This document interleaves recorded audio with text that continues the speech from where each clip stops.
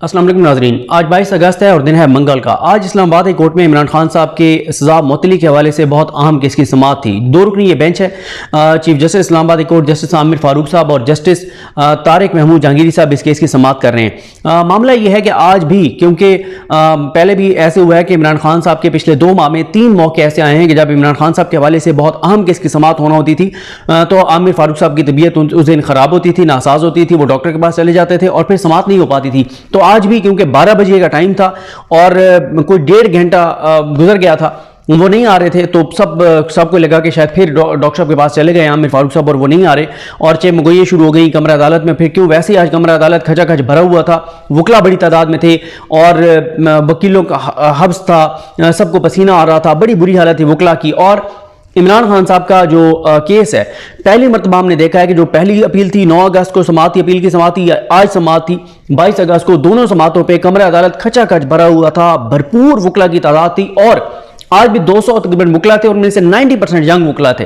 और आज KPK के बहुत से इलाकों से, मालागांड बहुत से एरिया से, पंजाब के बहुत से अजला से जो है जो ILF के जिम्मेदारान हैं वो आए हुए थे और उनको ये नहीं है कि पार्टी ने बुलाया, वो खुद से इमरान खान साहब के उनके साथ इज़हार यकजहती के लिए आज जो है वो मौजूद थे। और आज जब केस की समाअत का आगाज़ हुआ, खैर वो जब आए आमिर फारूक साहब, एक तो आपको ये भी बता दूं, अभी मैं आपको सुनाऊंगा लतीफ़ खोसा साहब ने जो गुफ्तगू की, और लतीफ़ खोसा साहब ने बहुत सख्त गुफ्तगू की है और नज़र आ रहा है कि अब इमरान खान साहब की लीगल टीम के सब्र का पैमाना जो है वो लबरेज होता चला जा रहा है और वो आमिर फारूक साहब पर बरहम हो रहे हैं। और एक और आज नाखुशगवार वाक़या कमरा अदालत में पेश आने लगा था लेकिन वो नहीं आया, वरना आज की सबसे बड़ी खबर वो बन जाती। लेकिन आज जैसे समाअत का आगाज़ हुआ तो वैसे मैं आपको समाअत का मुकम्मल अहवाल तो बाद में बताऊंगा, लेकिन अभी ज़रा मुख्तसर आपको चीज़ें बता रहा हूँ कि लतीफ़ खोसा साहब, बाबर रहमान साहब, सब जो अहम वकला हैं, शोएब शाहीन साहब, बैरिस्टर गौहर साहब, नईम हैदर पंजोता साहब, इंतज़ार हुसैन पंजोता, ये उमैर न्याजी, ये सब रोस्टम पर मौजूद थे, और सलमान अकरम राजा साहब, डॉक्टर बाबर रहमान साहब। और आज मामला ये हुआ कि ख्वाजा आरिफ साहब जो है उनकी तबीयत ठीक नहीं थी, वो आज नहीं आए और क्योंकि उन्होंने अपने दलाइल दे लिए थे। आज इलेक्शन कमीशन के वकील को नोटिस हुआ था, 9 अगस्त को ये नोटिस हुआ था और 9 अगस्त को आमिर फारूक साहब ने कहा था कि मैं 4 दिन में केस लगा दूंगा। 4 दिन बनते थे 13 अगस्त तक, 13 अगस्त को इतवार था, 14 अगस्त सोमवार था, 15 अगस्त को एक्सपेक्ट किया जाता है केस लग जाएगा, लेकिन आमिर फारूक साहब ने 4 दिन का कह के 13 दिन बाद ये केस लगाया। 13 दिन थे इलेक्शन कमीशन के वकीलों के पास कि वो तैयारी के साथ आए। लेकिन आज हैरान कुन तौर पर अमजद परवेज साहब, जो शरीफ खानदान के करप्शन केसेस में, लूट मार के केसेस में उनके वकील रहे, और इलेक्शन कमीशन ने उनको ही इमरान खान साहब के खिलाफ वकील के नीचे जज हुमायूं दिलावर की अदालत में अमजद परवेज साहब ने आकर कहा कि जी मुझे तो आज वकील किया गया है और मैंने रिकॉर्ड का जायजा लेना है और मुझे 2 हफ्ते का वक्त दिया जाए। हैरान कुन तौर पर नीचे जिस वकील ने ट्रायल सारा चलाया है, जिस वकील को हर चीज का पता है, फिर भी वो 2 हफ्ते का वक्त मांग रहा है। और ये मेन अपील अभी उसके ऊपर नहीं बहस होनी, अभी तो जो बहस होनी है वो सिर्फ सजा मुअत्तली के ऊपर होनी है। और जितने भी इमरान खान साहब के बदतरीन मुखालिफ भी जो वकला हैं, उन्होंने भी मीडिया पे आकर कहा है कि इसमें इतने फ्लॉज हैं इस फैसले में कि 1 दिन में ये सजा मुअत्तल हो जाएगी। लेकिन आमिर फारूक साहब को 9 तारीख को बहुत कहा गया था कि आप 10 तारीख के लिए केस रखते हैं। आमिर फारूक साहब ने ये कहा था, वो बुध का दिन था और अगले दिन जुमेरात था, उन्होंने कहा मैंने डॉक्टर के पास जाना है। फिर इसी तरह से इमरान खान साहब का उस दिन यानी 10 अगस्त को इमरान खान साहब का हक दिफा खत्म करने वाली जो अपील थी वो भी समाअत के मुकर्रर थी, वो दिन 10 अगस्त को ना हुई।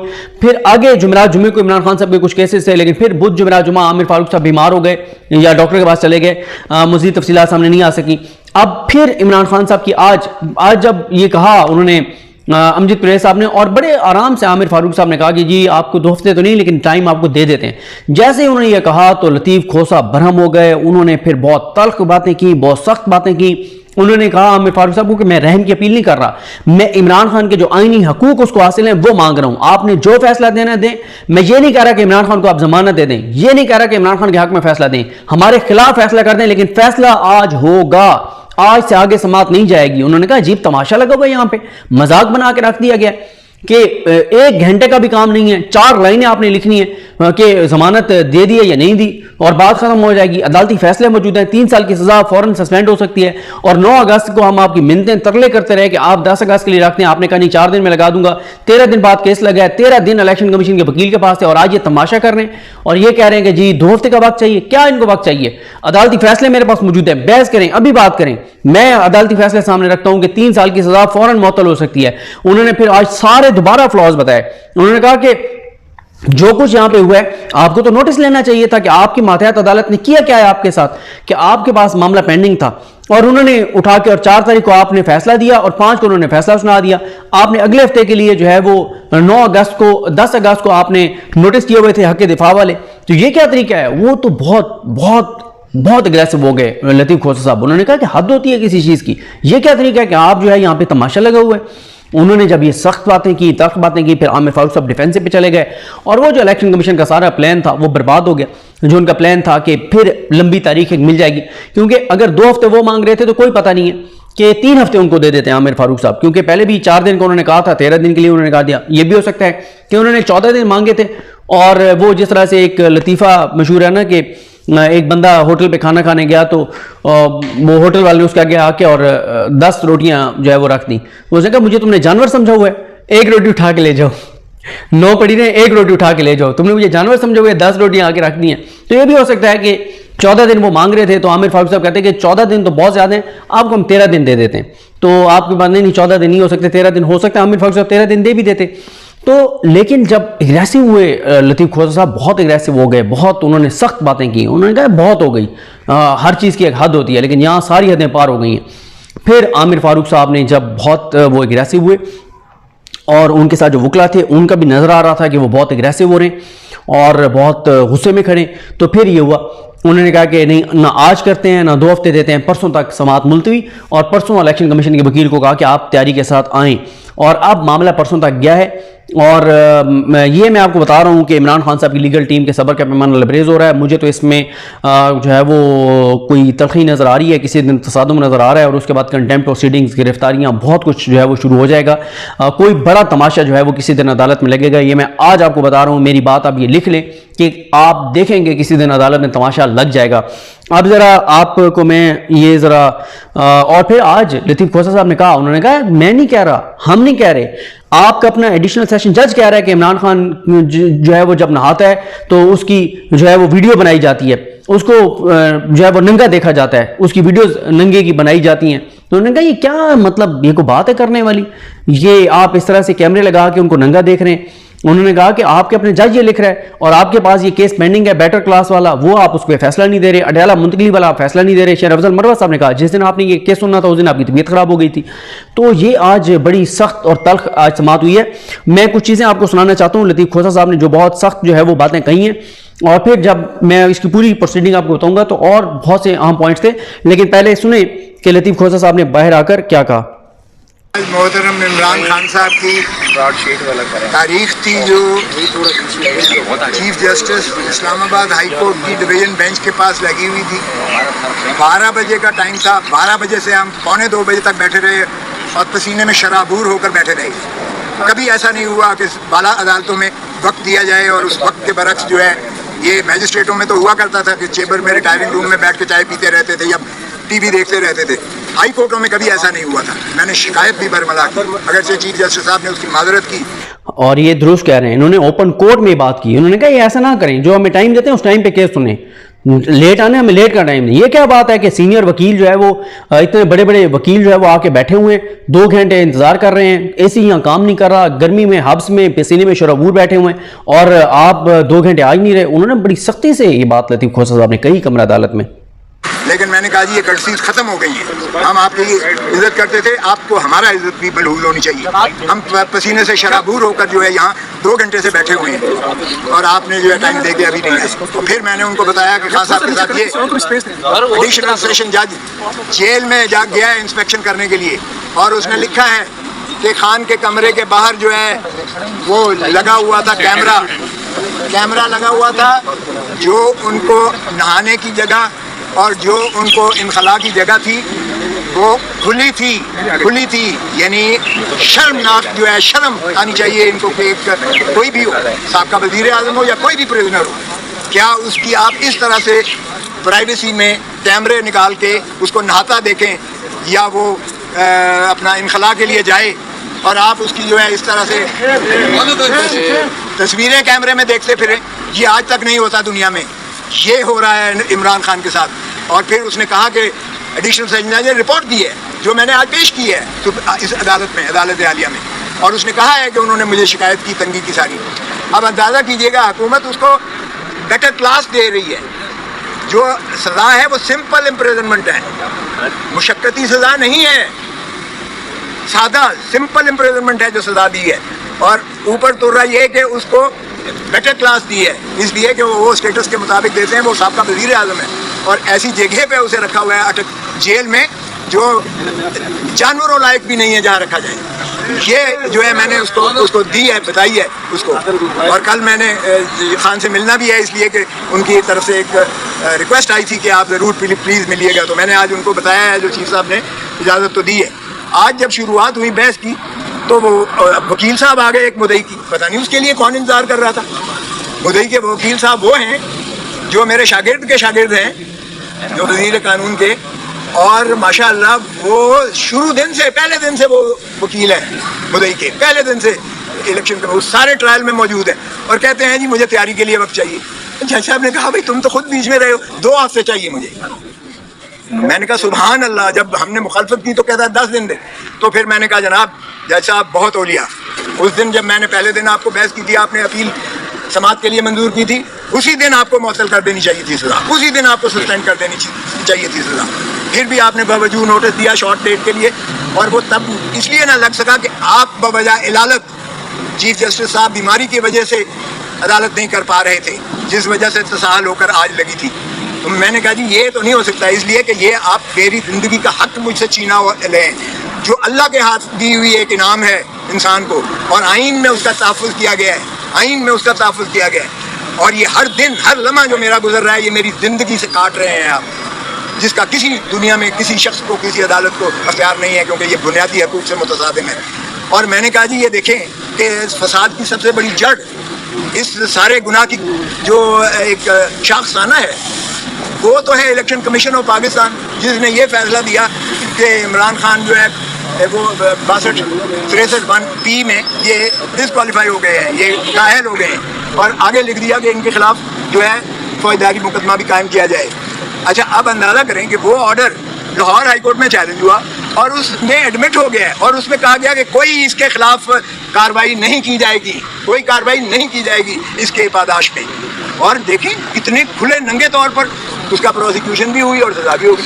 और फिर मैंने कहा जी आप ज्यूरिसडिक्शनल इनकैपेसिटी है, उस अदालत को अख्तियार ही नहीं था एडिशनल सेशन जज को ये केस सुनने का, इसलिए कि सेक्शन 193 CRPC कहता है कि कोई सेशन कोर्ट बराह रास्त कोई केस नहीं सुन सकता, वो मैजिस्ट्रेट के पास जाता है, मैजिस्ट्रेट रेफरल करता है 193 में कोर्ट ऑफ सेशन अगर हो। और मैंने 2022 सुप्रीम कोर्ट मंथली रिव्यू का हवाला दिया, एग्जैक्ट इसी नुक्ते पर उन्होंने सेशन के ऑर्डर को सेटिस्फाइड कर दिया, एग्जैक्ट इसी पर। तो फिर मैंने कहा ये तो सारा ट्रायल ही जो है गैर आईनी है, और ये इसकी सज़ा जो है वो कलअदम है और ये नॉनेस्ट है। फिर मैंने कहा जी दूसरी बात यह है कि ये कंप्लेंट जो मुद्दई किया गया है, ये जैसे इलेक्शन ऑफिसर वो कर ही नहीं सकता कंप्लेंट जो है ये इलेक्शन एक्ट के तहत, क्योंकि उसमें election commission of Pakistan complaint कर सकती है या इलेक्शन कमीशन ऑफ पाकिस्तान किसी को डेलीगेट कर सकती है। यहाँ सेक्रेटरी इलेक्शन कमीशन नहीं है, सेक्रेटरी वो एक मुलाजिम होता है, वो कंप्लेंट जो है कर रहा है, वो कैसे कर सकता है? ना उसको कोई डेलीगेशन है, सेक्रेटरी जो है वो डिस्ट्रिक्ट इलेक्शन ऑफिसर को दे रहा है और डिस्ट्रिक्ट इलेक्शन ऑफिसर जो है कंप्लेंट कर रहा है। तो ये कंप्लेंट ही जो है इनकॉम्पिटेंट है, ये नाकाबिल है, ये एक रद्दी का कागज़ का टुकड़ा है जिस पर कोई कार्रवाई नहीं हो सकती थी। और फिर मैंने कहा जी उसमें भी लिखा हुआ है 120 दिनों के जो डिक्लेरेशन, जो फॉर्म, ये मुझे कोई तोशे खाने की सज़ा नहीं दी गई, ये सज़ा इसलिए की दी गई है कि आपने जो डिक्लेरेशन दिया है, हर महीने देता है, मैं खुद 10 साल देता रहा हूँ, 31 दिसंबर को देना पड़ता है, और वो 30 जून पिछले साल का जो आपके महासल होते हैं, जो आपके एसेट्स एंड लाइबिलिटीज़ होती हैं, उसका आप एक गोशवारा देते हैं इलेक्शन कमीशन ऑफ पाकिस्तान। तो वो इलेक्शन कमीशन ऑफ पाकिस्तान के उस डिक्लेरेशन से 120 दिनों के अंदर जो है कंप्लेंट हो सकती है। यहाँ तो कई सालों के बाद कंप्लेंट हो रही है, तो ये ज़ायदुल मियाद भी है। तो मैंने कहा जी मेरिट को भूल जाएं, मेरिट भी अगर जाएंगे तो उसमें भी मैंने हर चीज़ एक्सप्लेन की हुई है, खेले की इसमें कोई ऐसी ना तो खिलाने का मामला इन्वॉल्व है। और फिर मैंने ख्वाजा आसिफ के सुप्रीम कोर्ट का हवाला दिया। ख्वाजा आसिफ जो बड़ा धनत्तर बनता है इस वक्त, वो मुलाजिम था UAE में, और हमा वक्त मुलाजिम था, फुल टाइम मुलाजिम था। और तनख्वाह लेता था जब वो यहाँ डिफेंस मिनिस्टर भी था, जब फॉरेन मिनिस्टर भी था।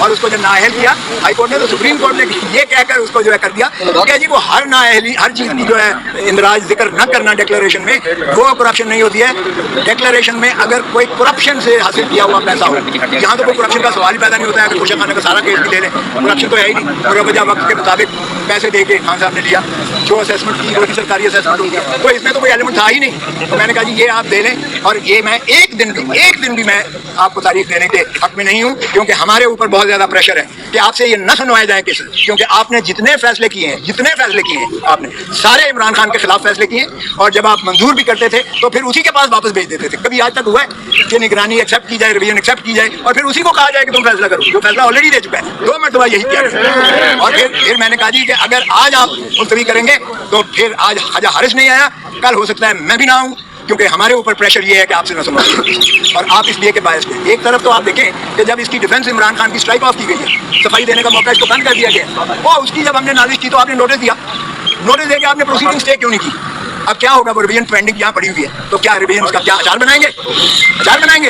आपने उसको तो इनाम दे दिया, उस एडिशनल सेशन जज को अगले ही दिन लंदन में भेजा गया है। एक को रिमूव करके, जिसका नाम जाना था जिसने, उसका नाम हटाकर इसको इनाम के तौर पर भेजा गया है लंदन में, और लंदन में वो वसूली करने गया है इमरान इससे, नवाज शरीफ से, और उसके साथ वो जो है लंच या डिनर या जो भी ये कर रहा है। तो क्या इस तरह से सजाएं की जाएंगी? और ये जो है क्या बनाना रिपब्लिक बना दिया है? तो मैंने कहा कि जी आज से हमारा फिर जो है, हम भी फिर जो चीज़ें नहीं कहना चाहते थे अदालत की तकरीम में, अदालत की ताज़ीम में, इस इदारे के तकद्दुस के तौर पर, ताकि दुनिया तमाशा ना देखे, फिर सॉरी हमारे ऊपर प्रेशर जो है क्लाइंट्स का भी होता है। आज ही आप फैसला करें, भले मैं ये नहीं कह रहा मेरे हक में करें, जो करना है आज आप करें। और 6 महीने तो सदर ने 14 अगस्त को माफी दे दी, 3 साल सारी सजा है। सुप्रीम कोर्ट के बेबहा फैसले हैं कि ये शॉर्ट सेंटेंस है, और इसमें सजा जो है हमेशा इनवेरिएबल हुई है। और वो जो है फिर भी उसको 2 दिन दिए, तो फिर देखेंगे कि इंशाल्लाह क्या होता है। लेकिन अब आमिर फारूक साहब इसलिए सुन नहीं सकते ये केस, क्योंकि इनके जितने फैसले हैं वो इन्हीं के फैसलों की वजह से उसने सजा किया। तो क्या हम अपने ही फैसलों के खिलाफ ये अपील सुनेंगे? क्या ये अपने फैसलों के खिलाफ खुद अपील सुन सकते हैं? वो भाई फैसले तो आपके हैं, जो आपने बार बार उसे भेजा कि फैसला कर, 7 दिनों के अंदर फैसला कर, तो फिर आप ही के फैसले आप खुद सुनेंगे। तो इन्हें तो खुद मैं आज आपके तवज्जुह से ही एक इल्तिजा करूँगा कि बेहतर है कि इसको इस केस से ये अपने आप को अलहदा कर लें, क्योंकि यहीं आपके एक साथी ने बड़ा खूबसूरत ये मुझे बताया कि अपने ही फैसलों के खिलाफ ये कैसे अपील सुन सकते हैं। और ये यही है कि इन्हीं के फैसले हैं। अब क्या अपील में ये अपने फैसलों के खिलाफ सुनेंगे? इसी तरह है जिस तरह एडिशनल सेशन जज को इन्होंने कहा कि तुम्हारा ये फैसला गलत है, तुम फिर इसको फिर दूसरी दफा गया, फिर उसको कदम करके फिर कहते हैं दोबारा तुम इसको सुनो। तो आप अपने ही फैसलों के खिलाफ क्या खुद सुनेंगे जो इन्होंने उसके खिलाफ किया? तो ये यकीनी बात है कि मैं सलाह करूँगा कि आप रिफ्यूज करें और कोई और बेंच इसको सुने, ताकि वो जो साहिल का है, justice should not only be done but it should be seen to be done. इंसाफ सिर्फ करना नहीं चाहिए, इंसाफ होता हुआ नजर भी आना चाहिए, और हमें कोई इंसाफ की तरफ नहीं। बहुत सख्त प्रेस कॉन्फ्रेंस, बहुत सख्त। इंसाफ ना सिर्फ होना चाहिए, हो तो वह नज़र आना चाहिए। हमें नज़र आ रहा है इंसाफ नहीं होगा। आमिर फारूक ये केस ना सुने, हम ये वो बहुत सख्त। लतीफ़ खोसा साहब ने अंदर जितनी तल्ख बातें की हैं उसी तरह से बाहर आकर उन्होंने सख्त बातें की हैं। आमिर फारूक साहब के लिए बड़ा एक मुश्किल सूरत हाल होती चली जा रही है कि कितना बड़ा नाम, इतना बड़ा वकील, और देखते हैं अब सूरत हाल किस तरह आगे बढ़ती है। मुझे अपनी दुआ में याद रखें। अल्लाह ताला हम सबका हमें नाज़र हो। अल्लाह हाफ़िज़।